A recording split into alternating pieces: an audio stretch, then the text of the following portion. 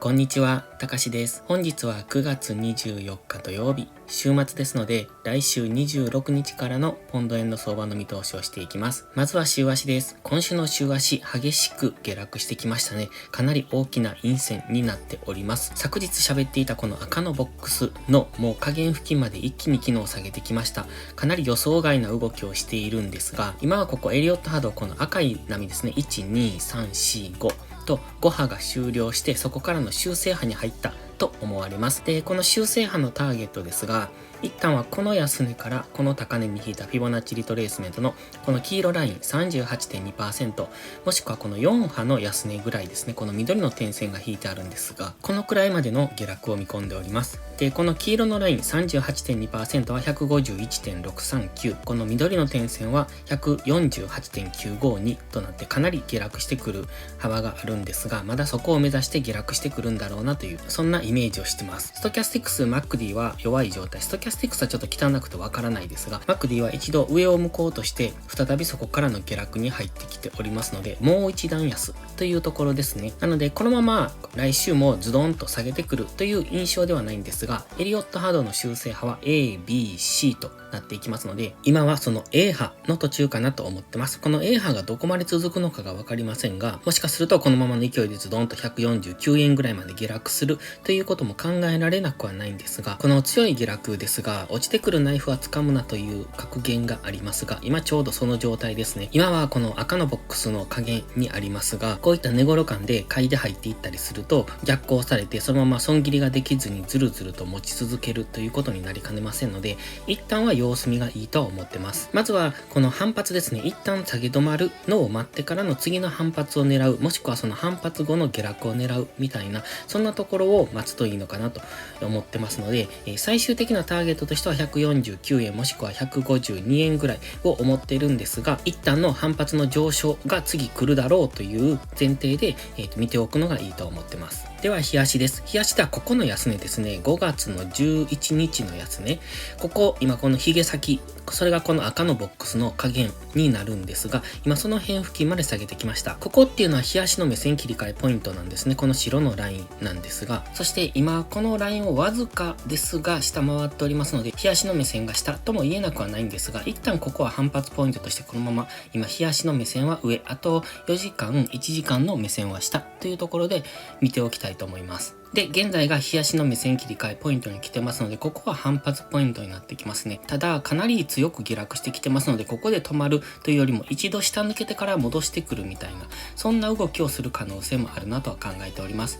現在ここ、過去のレジスタンスゾーンなんですね。で、ここ、ちょっと明確なラインが引きにくいんですが、この辺のゾーンがレジスタンスサポートされてきているところですね。ここで今レジスタンス、ここでサポートされていますよね。今その辺付近まで下落してきておりますので、ここは一旦の反発があってもおかしくないなとは考えております。この辺で下げ止まるのであれば、一旦の上昇を狙うこともできると思います。その場合、この白ライン付近ですね、160円ぐらいまで戻してくる可能性もありますので、今ここのボックスの中で動いてましたので、今この下限っていうのは次意識されてくるポイントになりますので、その辺ぐらいまで戻してくることがあれば、そこは戻り売りポイントにはなってきますが、かなり値幅がありますので、戻してくるかどうかはわかんないですが、一応ターゲットとしては一つ置いておいてもいいとは思ってます。そしてここですね、この辺のライン、過去のレジスタンスラインっていうのがここ158円ぐらいになってきますので、この辺も意識されてきそうですね。なのでその辺158円とか160円ぐらいっていうところまで戻ってくれば、そこは戻り売りポイントで、このまま下げ続ければ一旦はここですね、150.977、151円ぐらいが次のターゲットにはなりますが、そこを下抜けると先ほど週足で言っていた緑のラインの149円ぐらいまで下落してくるのかなという、そんな印象です。今、ストキャスティクスは安値圏にありますので、ここからのショートエントリーはあまり優位性がありません。なので、一旦は反発の上昇を待つのがいいと思ってます。ただ、MACD がかなり弱いですので、ここから上昇するといっても、こんな V 字で上げるみたいな、そんなことは起こりにくいと思いますので、じりじりと下げ止まる動きを見せるなら、そこからのロングエントリーを狙っていってもかなりの値幅の上昇幅っていうのはありますので、その辺を狙うのもありかなとは思ってますが、ただロングに関しては気をつけていただきたいなと思いますので、かなりマクディが弱いですし、このまま下げていく、浅い戻しで下げていくっていうことも十分考えられますので、その辺は注意が必要です。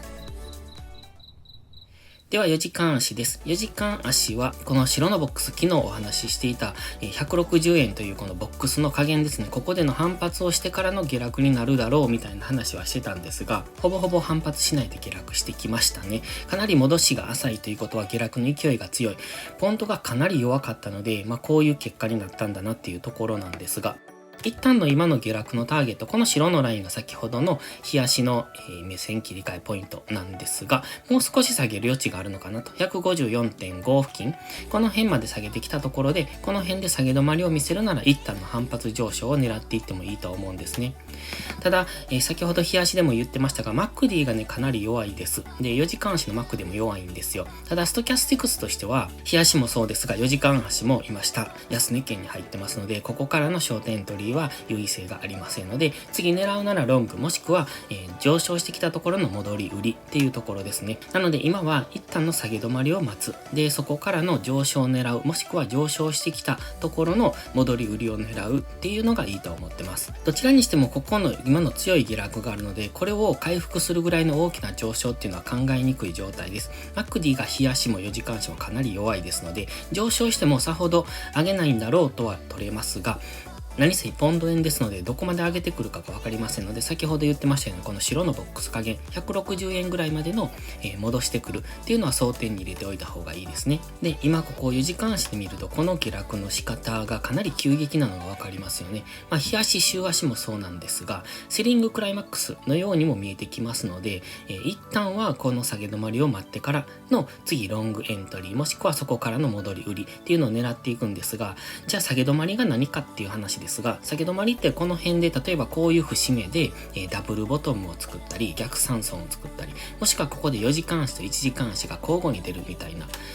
こんな感じですよね。これ上げ止まり上げ止まり、こんな感じでこの一旦上昇してくるんですが、ロウソク足陽線と陰線が交互に出てますよね。ここもそうロウソク足陽線と陰線が交互に出てるみたいな、そんなことが起こってくると、そこからの一旦の上昇っていうのを狙っていけますので、まずは今は陰線が連続してますので、陰線と陽線が交互に出てくるような動き、もしくは大きく下落して下髭の陽線になるみたいな、そんな動きをするのを待つのがいいと思います。ここでお知らせです。インジケーターに関するブログを書きました。タイトルは勝てないのはインジケーターを理解していないからかも基礎編としました。僕が普段使っている GMMA、ストキャスティクス、MACD に関する使い方説明のブログになります。かなりわかりやすく書けていると自負しておりますので、もしよければ一度ご覧ください。では1時間足です。もう一方的に1時間足下げ続けてますよね。GMMA までの乖離もかなりありますので、一旦は GMMA に戻してくる動き、そこでもう一度売られて安値の更新ができなくなる、もしくは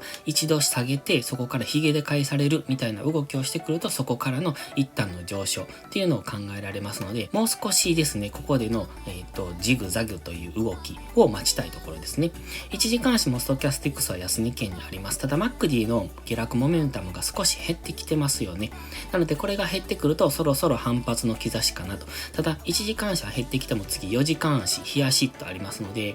なので、全体的にはまだまだ下げていくとは思っているんですが、まずは1時間足のこのモメンタムが削られてきたというところで一旦の反発を確認したい。ただ1時間足で反発してもそのまま上げていくっていうわけじゃなくて、一旦落とされると思うんですね。で、そこでそういった揉み合いを繰り返すと、次4時間足の MACDのモメンタムが削られていきますので、そこでの4時間足単位での上昇みたいな、そんな感じになってくると思いますので、今はそれを待つのがいいと思ってます。もう少し下落余地があるのかなと思ってますが、今ここは日足の目線切り替えポイントでもありますので、この辺現在地から154円のミドルぐらいまでの間ぐらいのところで下げ止まりが行われれば、そこからの一旦の上昇を、取っていくこともできるでしょうし、その上昇したところからの戻り売りを狙うこともできると思ってます。ただここで止まるかどうかはわからないんですよね。今は下げ止まる前提でお話ししてますが、もし止まらなければこのままズドンと、最終的には149円ぐらいまでこの勢いで下げるっていうことも考えられなくはないですので、その場合は5分とか15分足でついていくのがいいと思ってますが、そういうエントリーの仕方をした場合、次1時間足単位の戻しをつけた時にはすぐ刈られてしまいますので、短い時間足でエントリーした場合は